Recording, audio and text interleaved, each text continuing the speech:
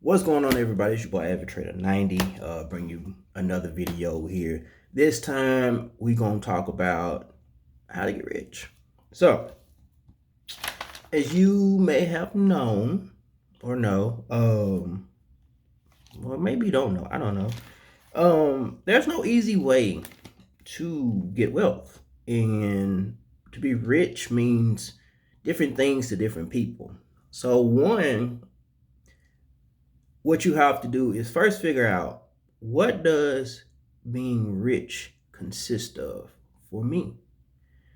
Now, then you go and ask yourself, what is wealth consist of for me? And the difference between being rich and wealthy: rich, you can be rich today, poor tomorrow. It's here today, gone like that. Wealthy, not so much. You got a little bit of cushion, you can pass some things out. So, one thing that you can do, and once again, this is not an end all be all, is plenty of ways to get to whatever goal you set. There's more than one way to skin a chicken. I'm only talking from my experience, from stuff that I'm doing, stuff that I've did. So when you go back and look at these videos, you can say, all right, he told me his blueprint. Because a thing that I find issue with is, most people don't tell you how they got there. They leave out key details, and thus the saying, the game is meant to be sold, not told. But I'm giving it to you for free 99, at least the most that I know of. Right? Things do change, right? So for the most part, in this paradigm, in this world as of today, 2020, the easiest way, I don't want to say the easiest way, because nothing is really easy. That's another thing, you guys. Nothing worth having is easy. It's gonna be some work. It's gonna be some work. It's gonna be some work, and it always gotta be monetary. It's gonna be mental. That mental and that spiritual. Ooh, that's something that takes a toll on you. So, the three top ways to get rich in America. You can start and run your own successful business. So, for an example, I have my investment firm that specializes in investing in digital assets for people who, one, either don't have the time to invest, or two, they don't quite understand. They just know, hey, I got money, I want to put it towards investments. I want you to manage it for me on my behalf, because once again, I don't have time. Time is the most important currency that you can have. So most people don't have time to do that. So back to the subject matter at hand. So start and run your own successful business. Figure out what you enjoy doing. What's your passion? What you can do day to day where it doesn't feel like work, because that's gonna be your moneymaker. You find a way to monetize that. If you love talking about Ninja Turtles, okay, create a podcast talking about Ninja Turtles. You're not the only person that loves Ninja Turtles. So when you present it in a fact where you can create a podcast or something or anything situated and center point around Ninja Turtles, they can bring you money, then shit, go for it. So figure out what you do. It's okay, you're gonna have several businesses. The purpose of it is to fail.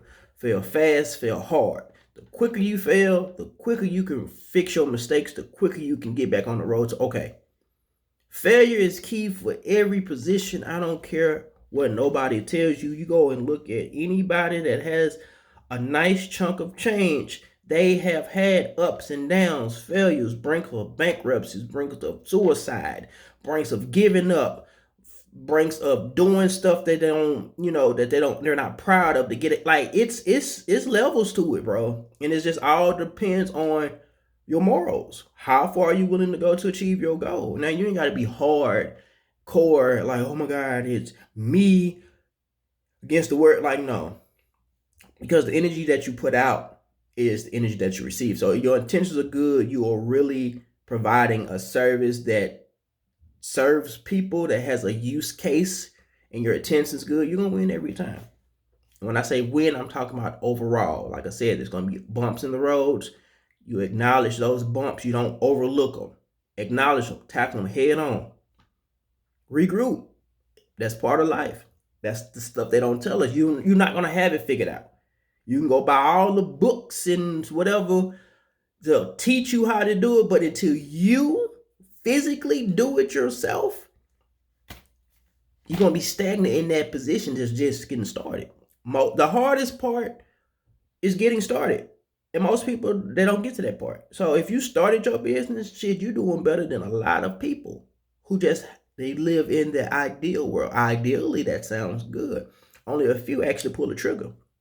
So if you pull that trigger, then good. That's great, because you're doing something that most people won't do. So find your niche. Find out what you like to do. Dibble and dabble. You know, like I said, it has to bring you happiness. If it don't bring you happiness, don't do it. Never do it for the money. Even if money is your motivation, you got to have some underlying thing that brings you pleasure. Because you can have all the money in the world, you don't have nothing, nowhere to share with. You know, you have people resenting you because of that. You losing friends, family members, and then you end up being around people who only with you because of your money status. Those people are not there for you. They're not genuinely there. So, easy way you ain't gotta worry about nobody being in your pockets. Help the people out that put your team on. If they don't want to do what you doing, hey, what kind of business you trying to do? You got a business plan? Boom. Elevate them so they ain't got to come and ask you for nothing. Put everybody on. That's how you keep the wealth going. Now, if you rich, then everybody come to you for a handout, and then shit, you look up, you're gonna be broke. So we don't want that. So, and then once again, those are for those who want to run a business. Not everybody's an entrepreneur. We have some people who are worker bees, and that's completely fine if you're a worker bee. There's nothing wrong with that.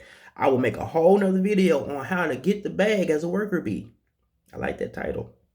So number 2, invest in the successfulness of other people's businesses. So say you have a friend, right, that does this cooking, right? Well, you know that you don't want to do a business. So, you know, you see that they're very passionate about it. They've been doing this for years. And you can see, all right, well, this will take them to the next level. Sit down with them. Hey, man, anything that I can do to help.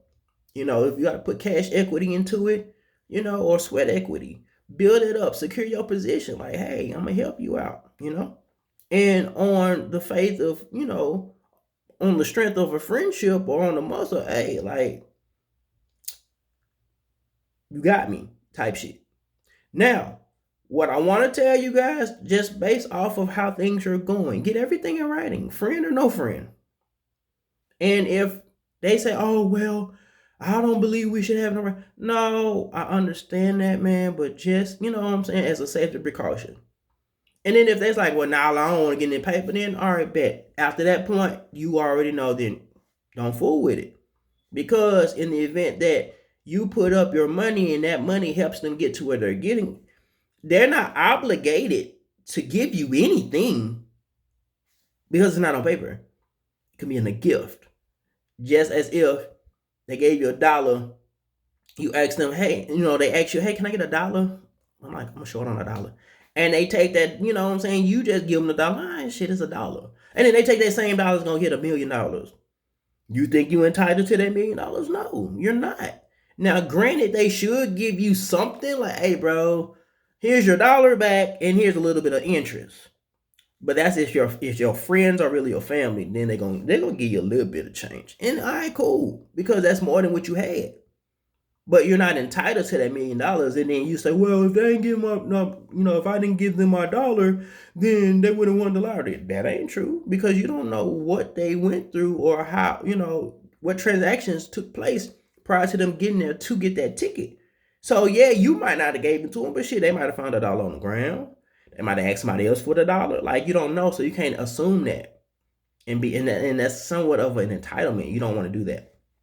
So invest in the success of other people's businesses. That's all. And then once we start talking accredited status of getting in stocks and ICOs and IPOs, you're investing in that. You know, wealthy people do it all the time. They invest in companies that they feel use case for. For an example, Uber. When Uber first started, they had people accredited who had money, like, hey, this investment opportunity to come around, this is what they're doing, blah, blah, blah. You want to throw a couple $1 million at it, a couple $100,000 at it? Yeah, I'll do it. And they get a percentage of that back. That's the name of the game. It's real simple. People, they just don't teach you this in school. All right.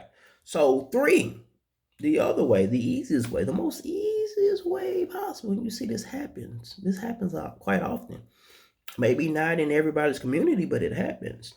So that's that's inheriting the financial resources of someone who did those first two things that I mentioned before.